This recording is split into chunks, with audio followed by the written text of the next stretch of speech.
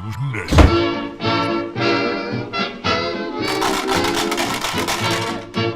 bingo! Ooh.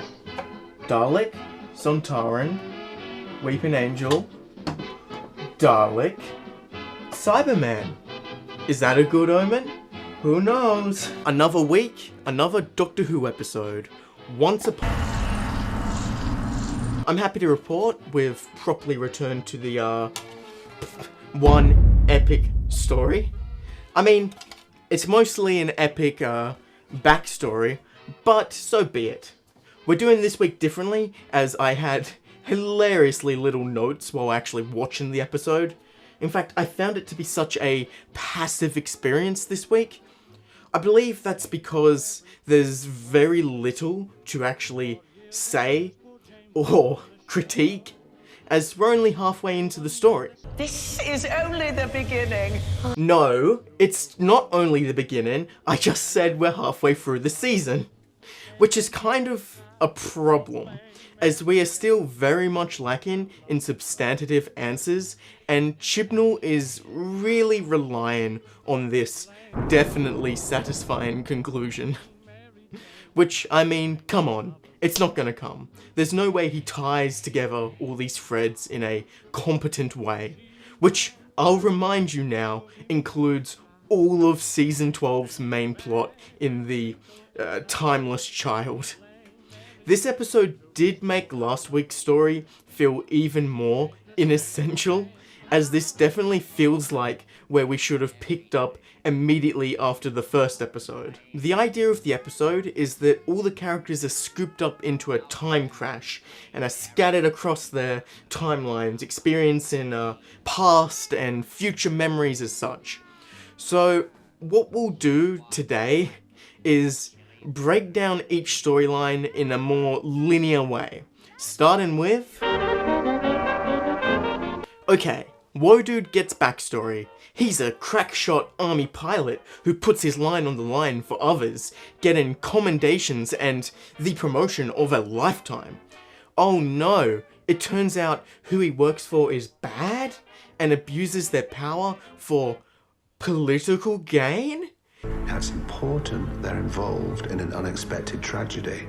Vinder won't stand for this because he has a heart of gold, so he attempts to whistleblow and is punished for it because the system he trusted betrays him. As punishment, he gets posted at the edge of the universe for eternity, unable to see his loving family. Now, do you need me to explain why each of these attributes is just so average and cliche? Like, come on, Chibnall, give me something to think about or discuss. Does everything have to be a discussion? Here we have the newly introduced character for this episode. She's just a lone rogue in a post-Flux world, trying to survive and find her long-lost love. She fights her way through Daleks and Cybermen, just scraping by, and her weird little Black Mirror AI. Beep, beep. Oh my god. In the name of love. Okay. Sorry about that. A lot of the episode is devoted to this plotline, and I was sort of surprised that this was Vinder's wife searching for him across the universe, because honestly, at this point, I've come to expect Chibnall to just introduce more setups and spinning plates, rather than flesh out the actually established plots.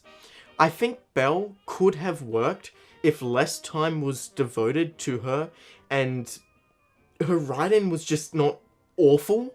Convert this. Like, it was so cringeworthy. And that's why you're dead on the floor, and I put you there. I think what we needed was a less is more approach. Let her silence and the lame AI do the storytelling. You know, not everything has to be a discussion. Does everything have to be a discussion? Does absolutely nothing. All episode. Spends his time with Diane, with the story really wanting us to care about their relationship.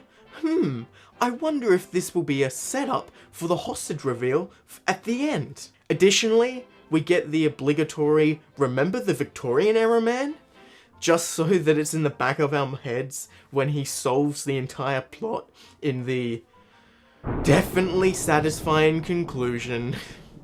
I'd say the problem here is that I don't feel that much chemistry between Dan and Diane. Like, Why aren't you married? You're taking no prisoners tonight, are you? it's meant to be a natural discussion, but it's so obvious that the entire point of the scenes is to try and make the audience care about their relationship.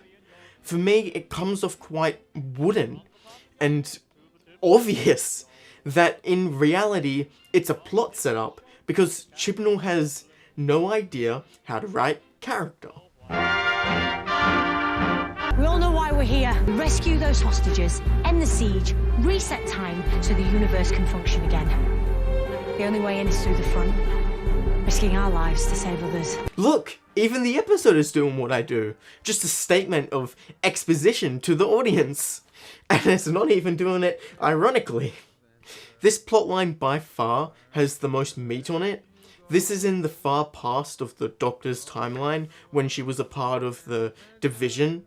She's on a mission to stop the Swarm for the first time. It's good to see Jo Martin back. She makes Chibnall's writing more digestible and has screen presence, which I enjoy. Right, the Division beat Swarm in the past. We get kind of more information about the Maury and how time is breaking and so on. It's nothing substantial, really. Between time and space and time shall not lose time. Can we stop saying time and stop calling new shit just time? Use a thesaurus or some creativity. Use like Chronos or something. So the Doctor, now aware of how she stopped Swarm originally, uses the same trick to restore time and save everyone. Not before we get a Matrix 2 style scene where the big bad explains massive plot elements. Flux wasn't an accident. It wasn't a naturally occurring event. It was made, it was placed because of you. Oh, it's time the universe ends and you can't stop it, Doctor. Actually, it was you who caused this whole time crash. Ha ha ha ha ha ha ha. I bet the audience would never have guessed that. Of all the people in the universe, the Doctor was connected to the Flux. Oh my god! The whole scene, in all honesty, needed to reveal more. We're halfway through, and I don't think more questions is what this season needs. So we're back to present time, and it's revealed the Swarm expected the Doctor to restore time, but the damage is already done, or something. Time is unleashed for long enough, the damage is done.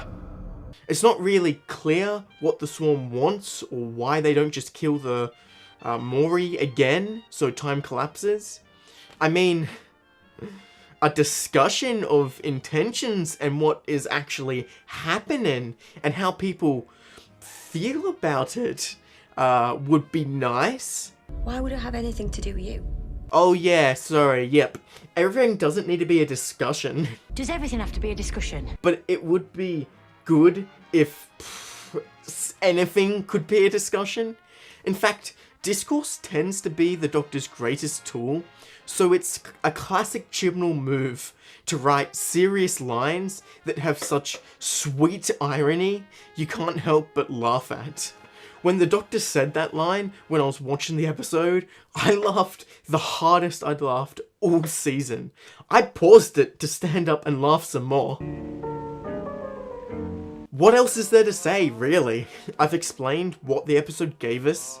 We only have half answers, and it's difficult to predict where the story will go and what and how many cliffs it'll fall off. I would characterize the episode as extremely average. The actual information we're given about characters is hilariously cliche, cringe, or convoluted, and most often all three. So, 1 point for cliche, 1 point for cringe, and 1 point for convoluted. 3 out of 10, Flux you in the next one.